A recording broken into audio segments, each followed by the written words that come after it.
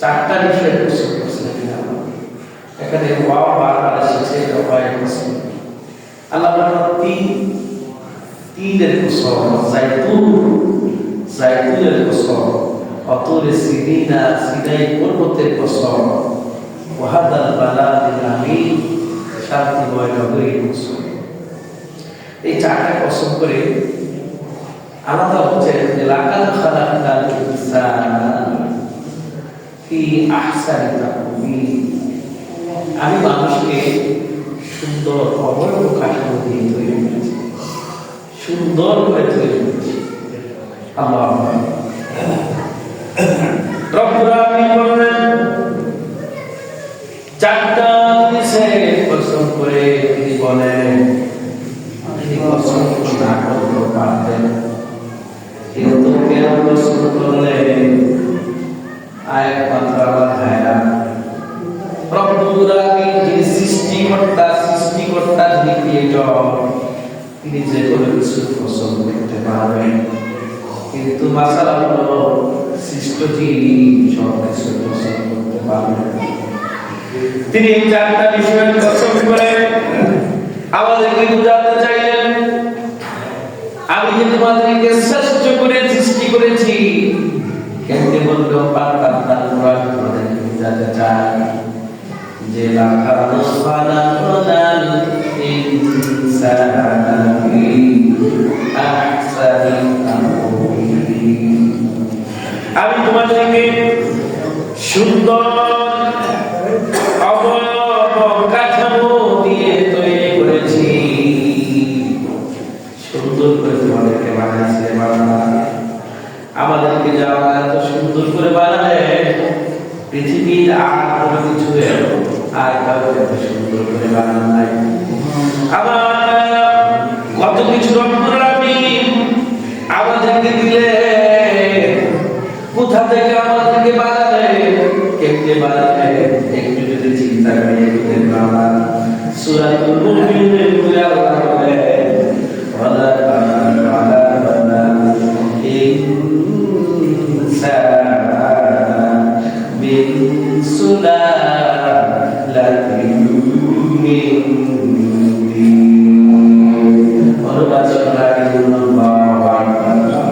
এখানে আল্লাহ বলছেন ওয়ালাকাদ খালাকনাল ইনসানা মিন সুলালাতিন মিন তিন, আমি মানুষদেরকে মাটি নির্যাস থেকে তৈরি করেছি।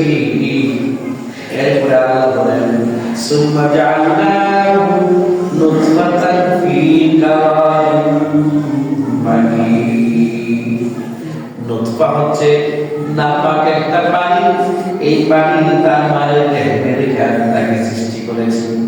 আমার মায়ের আল্লাহ বললেন সুম্মা খালাকনান নুতফাতা আলাকাতান, সুম্মা খালাকনান নুতফাতা আলাকাতান, এই নুতফাটাকে আমি ধীরে ধীরে আলাদা মানে রক্ত জমা তৈরি করে দিয়েছি।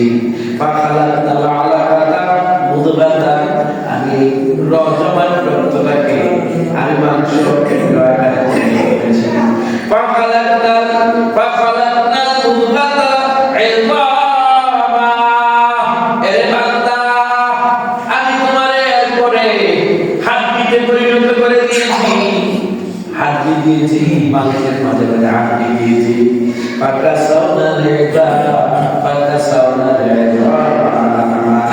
আমি মাংস পিণ্ড করে আস্তে আস্তে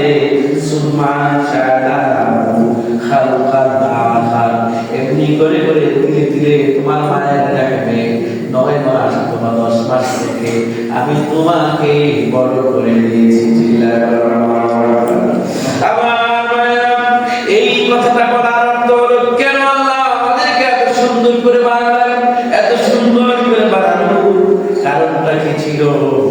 আল্লাহ চাইলে তো আমাদেরকে আল্লাহ এত সুন্দর করে বানালেন। কেন বানালেন? আল্লাহ বললেন তোমাদেরকে এই পরিবেশে রেখে আছি, এরপরে আল্লাহ বলেন তোমাদেরকে আমি সুন্দর করে বানিয়েছি। শুধু তাই নয়, মানুষকে আল্লাহ রব্বুল আলামিন শুধু সুন্দর করে বানায় খাদ্য থেকে নাই, তিনি এখানে স্টপ দেন নাই, তিনি এখানে পজ করেন নাই, তিনি মানুষকে একটা বিবেক দিয়েছেন যে বিবেকের কারণে মানুষ শ্রেষ্ঠ। দুনিয়ার মানুষগুলো যদি সুন্দর থাকতো কিন্তু বুদ্ধি না থাকতো তাহলে কোনো জাতির সাথে পারত কিনা বলেন? পারত কিনা? আমার ভাইরা, সুন্দর মানুষটাকে আল্লাহ বানিয়েছে, কিন্তু কতগুলো মানুষ আছে তাদের ব্রেন নাই, ঠিক কিনা বলেন? অনেকের ব্রেন ভালো কাজ করে না, তাদের কোনো হিসাব হবে না। পাগলের কোনো হিসাব নাই, পাগলের জন্য কোনো নামাজ নাই, পাগলের জন্য কোনো রোজা নাই, যাকাত নাই, হজ নাই। এই জন্য আমার ভাইরা কেন নাই? আল্লাহ তাকে অন্যরকম বানিয়েছে, তার করার কিছু ক্ষমতা নাই। আপনাকে আমাকে যে বিবেক দিলেন, যে প্রেম দিলেন, এত সুন্দর করে বানালেন, এই বানানোর কারণটাকে আমরা যদি জিজ্ঞেস করি, আল্লাহ তুমি আমাদেরকে নুতফা থেকে আলাদা বানালা, আলাদা থেকে মুদ্গা বানালা, মুদ্গা থেকে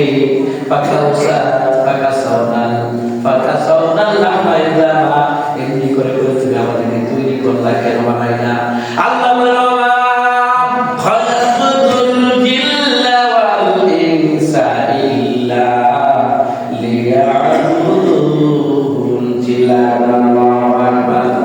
আমি তোমাদেরকে কেন বানাইছি জানো? তোমরা আমার ইবাদত করবা।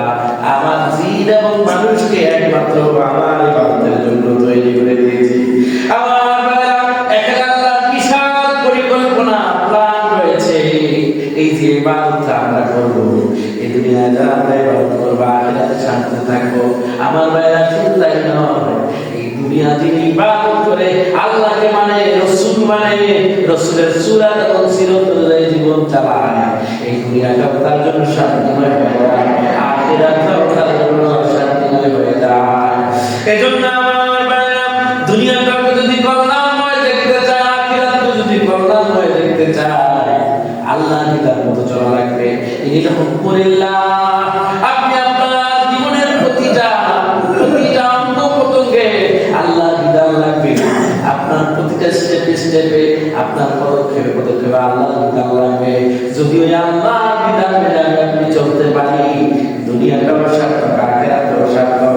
এজন্য এই চারটা জিনিসের কসম খাওয়ার পর আল্লাহ রাখতে বলেন, লাকাদ খালাকনাল ইনসানা ফি আহসানি তাকওয়িম।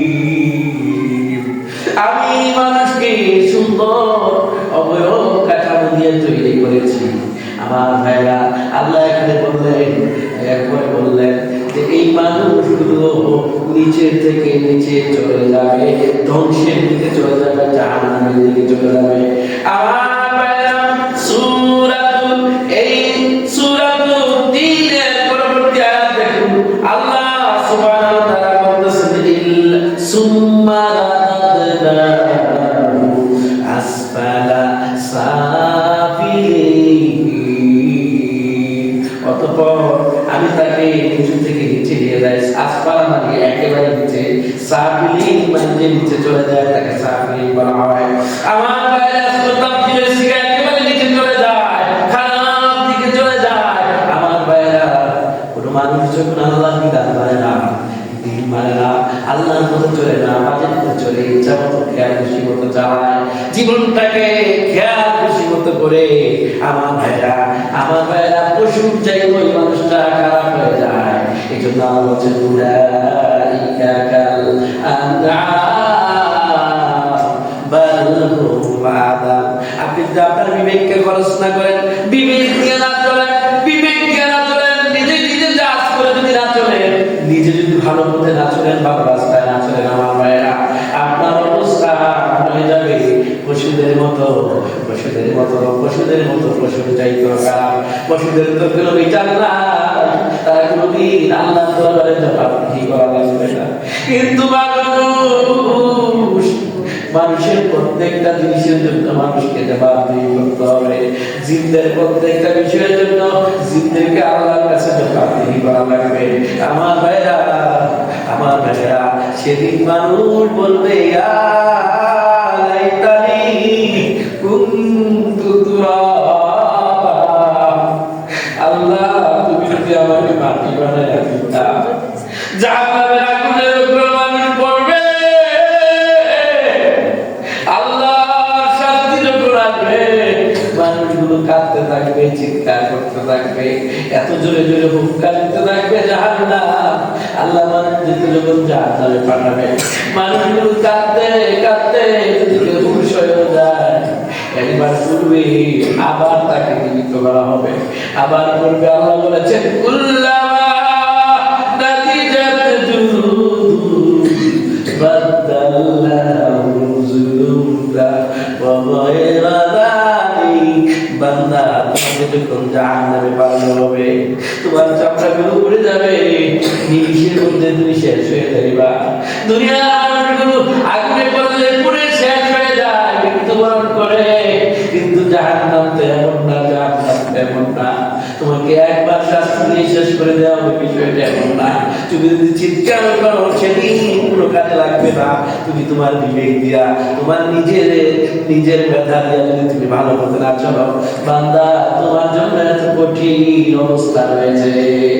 এটাই কি বলে হয়েছে আমার ভাইয়েরা, নিচে থেকে নিচে চলে যাবে, মানে তার সম্মানটা নিচে চলে যাবে, জাহান্নামী হয়ে যাবে।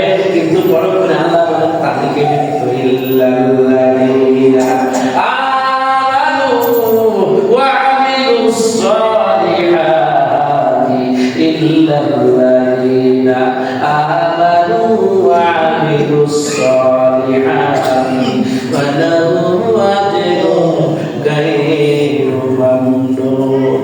কিছু মানুষ থাকবে, তারা দ্বীনের পথে চলবে, ইসলামের পথে চলবে, ঈমান থাকবে, ভালো ভালো কাজ করবে, শুধু ঈমান নিয়ে বসে থাকবে না, ভালো ভালো কাজ করবে।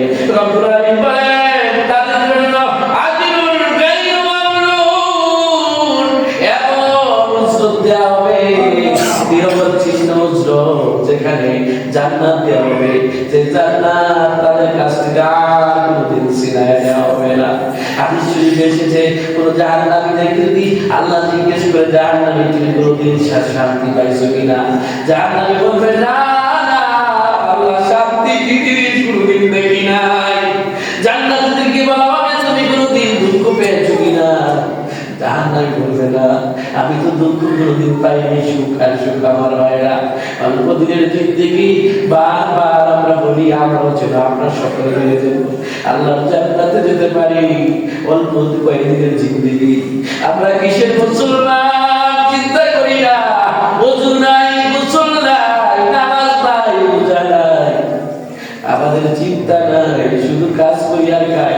এই জন্য তো আল্লাহ আমাদেরকে পাঠায় নাই, ঠিক কিনা বলেন? আল্লাহ যে পাঠালেন, আল্লাহ যে জিন্না ওয়াল ইনসা ইল্লা লিয়াবুদুন। বান্দা, তুমি শুধু শুধু দোকানদারি করবা, এটার জন্য আমি পাঠাই নাই। শুধু শুধু তুমি নিজের কাজ করবে, এটার জন্য পাঠাই নাই। দোকানদারি করো, সমস্যা নাই, দোকানদারির ভিতরে আমি আমার মাওলা, আমি মাওলা, আমার মাওলার বিধান থাকতে হবে। কাজ করার সমস্যা নাই, কাজের ভিতরে আমার বিধান লাগবে। আর পরিবার যা নিয়েছো চলাফেরা করার সমস্যা নাই, এখানে আমার বিধান লাগবে। সর্বত্র যদি তুমি আমার বিধান দিয়ে চলতে পারবে না, তোমার জন্য সহজ হয়ে যাবে, কল্যাণ হয়ে যাবে, আখিরাতের কল্যাণ হয়ে যাবে। আবার আল্লাহ বলেন বাবা ইউকাল্লিমুকা বা'দু বিদ্দীন, কিছু মানুষ থাকবে যারা দ্বীন ইয়াউমিদ্দীনকে মিথ্যা প্রতিপন্ন করবে। আমার ভাইরা, বাবা ইউকাল্লিমুকা বা'দু বিদ্দীন, এমন আছে অনেকেই না আখিরাত বিশ্বাস করে না, তো আছে কিনা বলেন? অনেকে আছে জান্নাত জাহান্নাম বিশ্বাস করে না। বাবা ইউকাল্লিমুকা, আল্লাহ একদিন বিচার করবে, হাসরের ময়দান হবে, এটা বিশ্বাস করে না। এবার আল্লাহ বলেন আলাইহিসসালামু বিআহকামিল হাকিমিন, তিনি আল্লাহ যে বিচার করবেন, আপনারা বিচার করবেন। আল্লাহ প্রশ্ন করে বলেন, আমি কি সর্বশ্রেষ্ঠ বিচারকদের মধ্যে একজন বিচারক? দুনিয়ার বিচারকগুলোকে সাক্ষী লাগে, প্রমাণ লাগে, এভিডেন্স লাগে, কোর্ট লাগে, আমার ভাইরা, তারপরেও সঠিক বিচার করতে পারে না, সঠিক বিচার করতে পারে না, কারণ তাদের কোনো বিষয়টা নাই। সাক্ষী প্রমাণ এভিডেন্স দেখে দেখে তারা বিচার করে। কিন্তু আল্লাহ রাব্বুল আলামিন যিনি, যেমন সাক্ষী থাকবে, প্রমাণ থাকবে, এভিডেন্স থাকবে, কিন্তু তিনি নিজেও সবকিছু জানেন। আল্লাহ বলেছেন ইন্নাল্লাহ আলীমুম যাতিস সুদূর। বান্দা দুনিয়াতে যা প্রকাশ করো, যা গোপন করো, এগুলো তো আমি জানি, কিন্তু তোমার মনের ভিতরে কি উচিত মানে সেটাও আমি জানি। তুমি 50 বছর বেঁচেছ, আর 10 বছর বাঁচলে কি করতা সেটাও জানি, আর 2 বছর বাঁচলে কি করতা সেটাও জানি। আমাদের কাছে 3টা কাল আছে, একটা হলো বর্তমান, একটা হলো অতীত, আর একটা হলো ভবিষ্যৎ। আল্লাহর কাছে কাল একটা, আল্লাহ সব সময় বর্তমান। চিল্লায় বলেন আল্লাহু আকবার। এজন্য আল্লাহকে বাকি দেওয়া যাবে না, আল্লাহকে বাকি দেওয়া যাবে না, আল্লাহকে ফাঁকি দেওয়া যাবে না। এজন্য আমরা যারা ফাঁকি দিই আল্লাহকে, সে ফাঁকি নিজেকে দিই আমার ভাইরা। এজন্য আমি বলবো, দুনিয়াতে সব কিছু ফাঁকি দেওয়া যাবে, কিন্তু আল্লাহকে ফাঁকি দেওয়া যাবে না। এজন্য আসুন আল্লাহর বিধান অনুযায়ী আমরা চলি। আল্লাহ আমাদের